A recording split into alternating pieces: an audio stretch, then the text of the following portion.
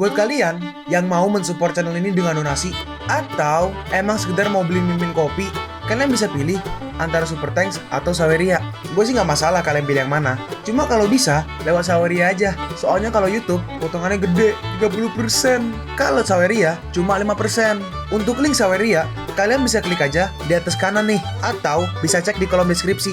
Tapi kalau mau support gak harus donasi kok. Dengan kalian nonton sampai habis dan memberikan like pada video ini, itu udah ngebantu banget buat support channel ini. Oh iya, kalian juga bisa join nih ke grup Telegram komunitas cerita manhwa yang baru.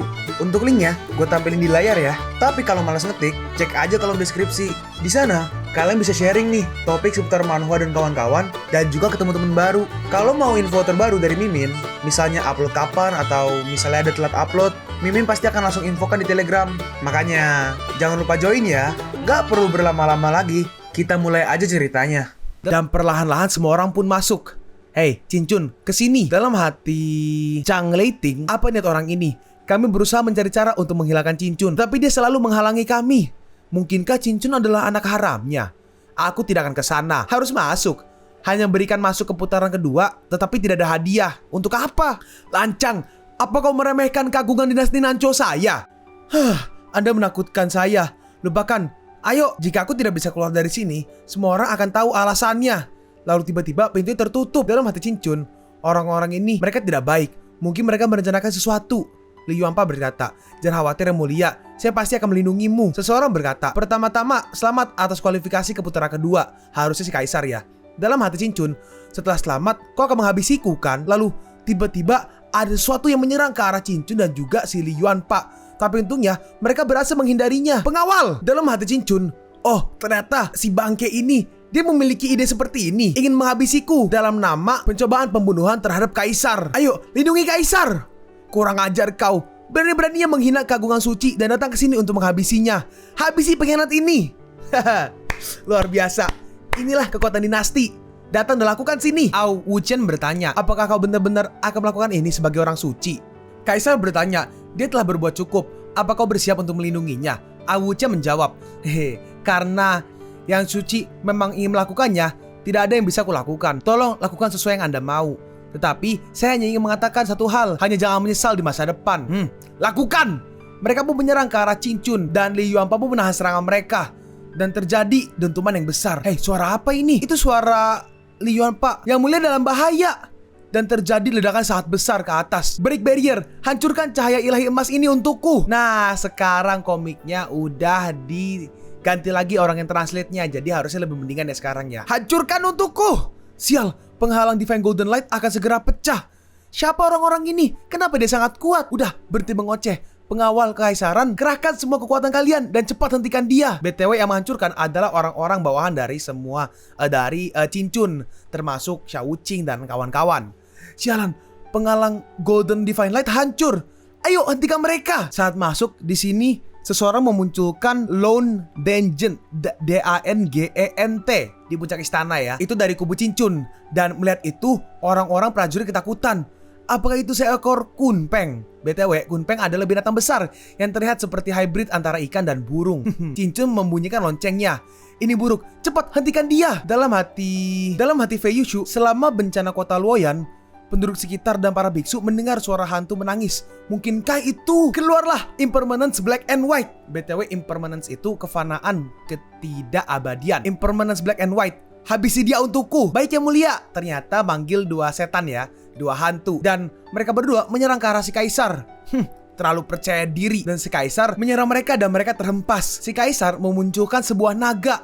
Dalam hati Cincun, apakah itu naga yang terbentuk? Jabingan, kau benar-benar cari mati. Si Kaisar menyerang ke arah Cincun dan terjadi sebuah ledakan. Dalam hati Cincun, itu menakutkan. Aku hampir aja terjebak di dalamnya. Terus tiba-tiba, mati kau! Ada orang yang menyerang tepat di depan muka Cincun. Jabingan, beraninya kau mencoba menyakiti yang mulia. Tapi untungnya langsung ditangkap sama hantu yang cowok. Xiao Wuqing pun sampai. Saya di sini yang mulia. Wuqing, Cincun berkata, letakkan wajah Luo Huang di tanah dan gosokkan untukku, sehingga bahkan orang tuanya tidak akan bisa mengenalinya sesuai dengan keinginan Anda yang mulia. Lalu Xiao Wuqing langsung melesat maju ke arah si Kaisar melewati para penjaga. Dalam hati si Kaisar, orang ini berbahaya. Kita nggak bisa terlibat dengannya. Mari kita mundur untuk sekarang. Xiao Wuqing menyerangnya. Tapi dengan cepat si kaisar langsung lompat pergi dan Xiao Wuqing langsung mengejarnya. Jangan pernah berpikir untuk melarikan diri. Dan burung-burung itu mulai menghajar para prajurit. Dan Li Pai juga menghajar beberapa. 10 langkah untuk menghabisi satu orang tanpa meninggalkan jejak sejauh 1000 mil. BTW itu kutipan ya, sebuah kutipan gitulah dari puisi kuno Cina. Lanjut, Tachi dan juga Tai Pai juga mengurus pengawalan datang. Sungguh pertarungan yang sengit tanpa diduga. Mangsa telah menjadi pemburu. Ao Wuqian berkata, Cincun, kalau kau ingin lari, sekarang adalah kesempatan yang tepat. Jika aku pergi hanya karena kau menyuruhku, bukankah aku akan kehilangan muka? Hei, hitam dan putih, habisi mereka untukku. Biarkan mereka hidup agar aku bisa menghabisinya. Baik yang mulia. Dalam hati Cincun, bukan sifatku untuk menderita kerugian sebesar itu dan pergi tanpa mendapatkan apa-apa. Hari ini, aku akan menggigit sepotong daging dinasti Nanzhou. Hei kalian, pergilah dulu. Mereka berespon, baiklah, kau harus berhati-hati. Lalu, tiba-tiba ada seorang yang menyerang Cincun dari belakang.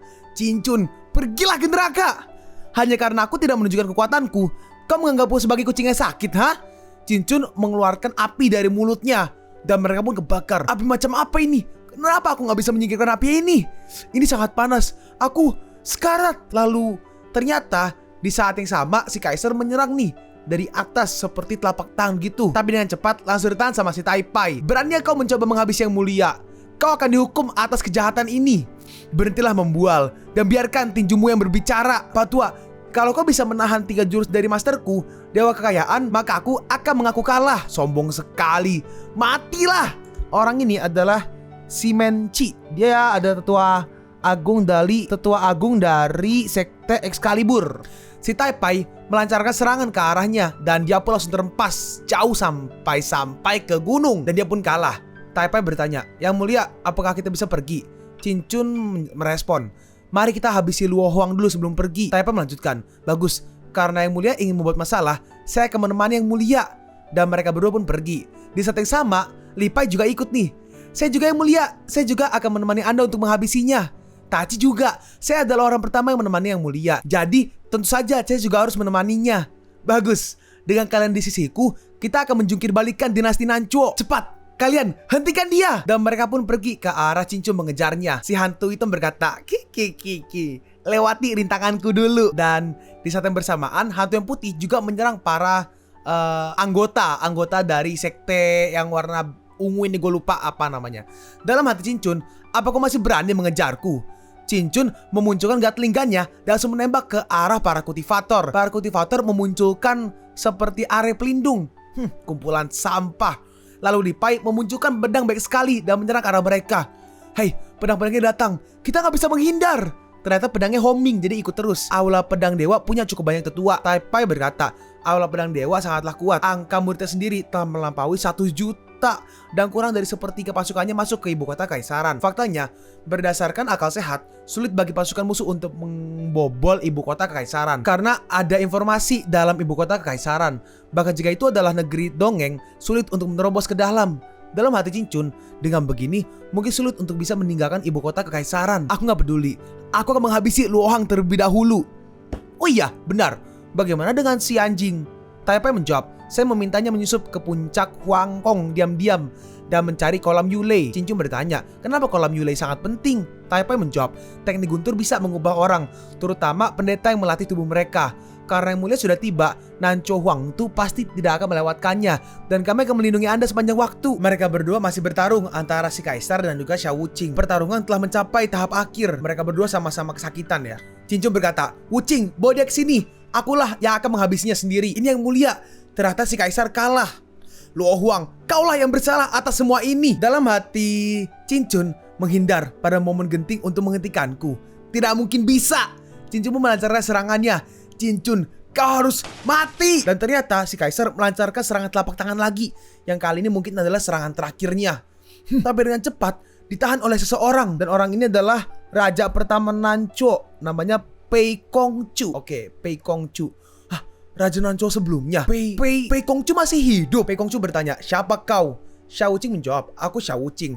Dan mereka berdua beradu serangan lagi. Mereka berantem. Si kaisar yang sekarang berkata, "Cincun, aku mau kau mati." Di sini si kaisar ingin melepaskan tombak yang digunakan oleh Cincun. Tapi tiba-tiba, tunggu, ting, Cinaga terdeteksi, memulai penyerapan.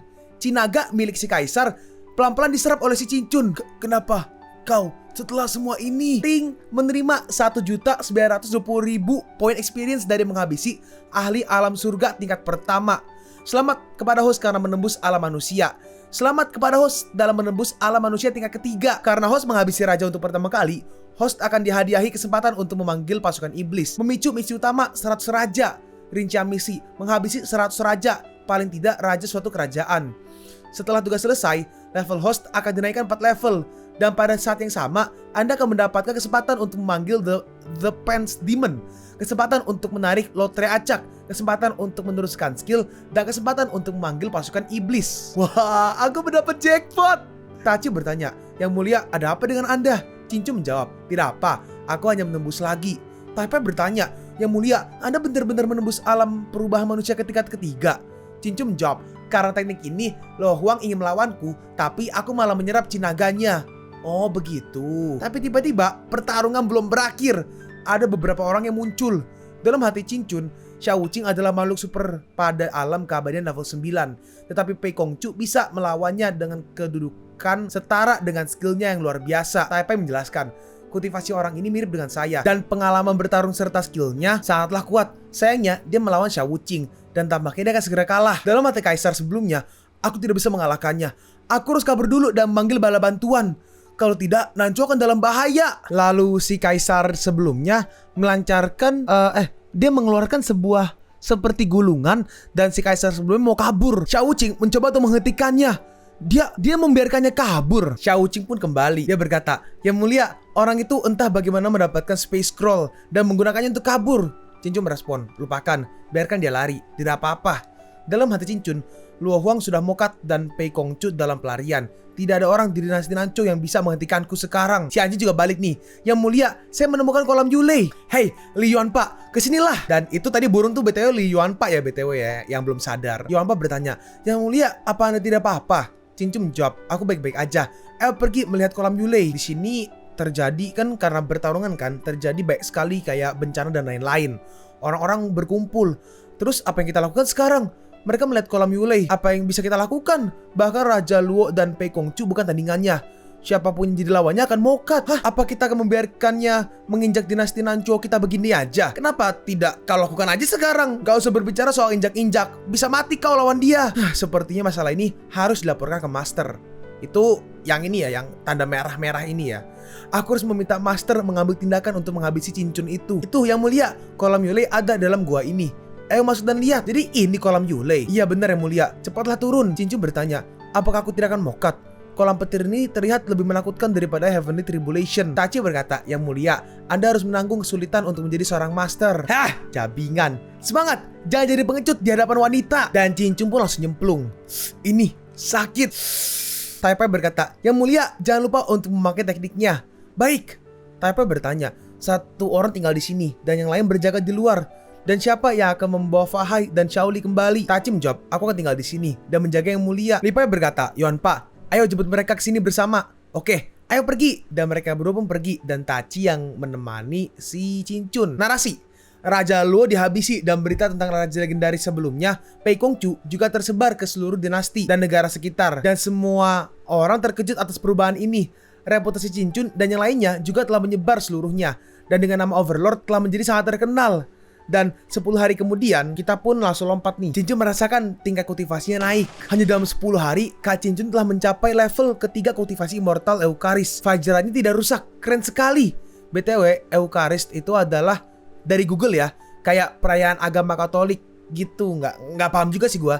Cuma kalau Fajra dalam agama Hindu dan Buddha adalah petir atau senjata mistis, terutama yang dipegang oleh Dewa Indra. Yang mulia harusnya akan segera bangun. Pas lagi kultivasi, ting, kesempatan untuk memanggil dewa dan monster setiap bulan sekali datang. Sebulan terlewati. Panggil sistem.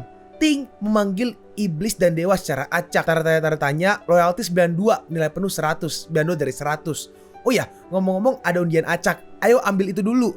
Memulai undian acak. Sistem, selamat kepada host telah mendapatkan The Breath Talisman. Sistem, The Breathing Talisman bisa menyembunyikan seluruh nafas dan bentuk tubuh host. Lalu ada Invisibility Talisman yang telah ditingkatkan. Bahkan yang terkuat dari negeri dongeng tidak akan bisa melihat host. Hanya bisa digunakan 1 kali dan durasinya sepanjang 1 tangkai dupa. Dalam hati Cincun, item ini cukup bagus. Ngomong-ngomong, sistem, kalau kita mendapat pasukan dewa dan iblis, kapan mereka akan datang? Apakah sama dengan dewa dan iblis hari-hari lalu? Ting, iya, sama dengan dewa dan iblis dan mereka akan tiba. Kalau begitu, kita harus mencari waktu dan memanggil pasukan dewa dan iblis. Di luar gua, orang-orang masih menunggu ya. Amitabha, akhirnya tiba. Hei, Pak Tua, apa kau kembali untuk mokat? Hari ini, aku akan membuat kalian meninggalkan dinasti Nanchuo. Di sini si kaisar sebelumnya datang menggunakan pedang dan dia menyerang ke arah si Xiao Wuqing. Dan Xiao Wuqing mencoba untuk menahannya. Tapi ternyata Xiao Wuqing terhempas sampai ke tembok. Ini apa yang terjadi? Yang mulia, Pei Kongcu telah kembali. Oh, ayo keluar dan lihat. Orang ini ternyata punya nyali untuk kembali. Tai Pai berkata, Yang mulia, Pei Kongcu kelihatannya memegang 2 senjata sihir dengan level yang sangat tinggi yang bisa melawan Xiao Wuqing dengan setara. Cincu bertanya, kalau Wuqing kalah bukankah kita semua akan mokat? Jangan khawatir, Wuqing hanya tidak bisa menjatuhkannya sementara. Bahkan jika dia memegang senjata sihir level tinggi, Pei Kongcu bukan tandingannya. Bagaimanapun, Demon Subduing Staff milik Wuqing juga sangat luar biasa. Oh, itu bagus. Terus tiba-tiba, apa itu? Seperti ada sepasang mata di awan petir. Xiao Wuqing ternyata masih nggak apa-apa dan maju lagi menahan serangan dari si kaisar. Kau, siapa kau sebenarnya? Kau akan tahu saat kau pergi ke neraka. Lalu Xiao Wuqing di sini seperti mengaktifkan skillnya ya. Ini gila, orang ini gila. Dia pun melancarkan serangan bertubi-tubi ke arah Xiao Wuqing menggunakan pedangnya. Kita lihat ya, ada beberapa tuh, ada banyak tuh. Itu ternyata pedang sihir. Pedang sihir. Dalam hati Cincun, apa ada hubungan tersembunyi antara Pei Kongcu dan Mo Tao? Atau apa pedang sihirnya berhubungan dengan mata itu? Kaulah yang akan pergi ke neraka. Terus tiba-tiba, seniorku, selamatkan saya. Mata itu tadi tiba-tiba mengeluarkan seperti sebuah serangan dan mulai menyerang ke arah Xiao Wuqing. Dan Xiao Wuqing pun kalah, tampaknya seperti itu. Dan melihat itu mereka kaget. Dalam hati Cincun, Xiao Wuqing yang terkuat terhabisi seketika. Hah, terhabisi? Oh, mokat guys, situasinya nggak bagus. Hantu hitam berkata, Yang mulia, saya akan membawa Anda ke Underworld untuk mengungsi dengan metode kabur yin yang. Hah, apakah kau bisa membawa semuanya ke sana? Si hantu cowok menjawab, tidak, karena Anda adalah orang yang hidup. Jadi masing-masing dari kami hanya bisa membawa 1 orang. Si sepasang mata berkata, tidak heran dinasti Nanchuo mengalami kecelakaan begitu. Ternyata ada seorang kultivator dari negeri dongeng. Dalam hati Cincun, penguasanya datang. Si kaisar berkata, terima kasih atas bantuan Anda Pak Tua. Si mata melanjutkan, aku tidak menyangka bahwa dinasti Nanchuo-mu akan dipaksa berakhir seperti ini oleh beberapa orang aja. Walaupun pria kecil ini gak punya bakat, itu gak buruk. Tetapi kau bisa mengendalikan banyak orang kuat. Nampaknya ada kekuatan besar di belakangmu.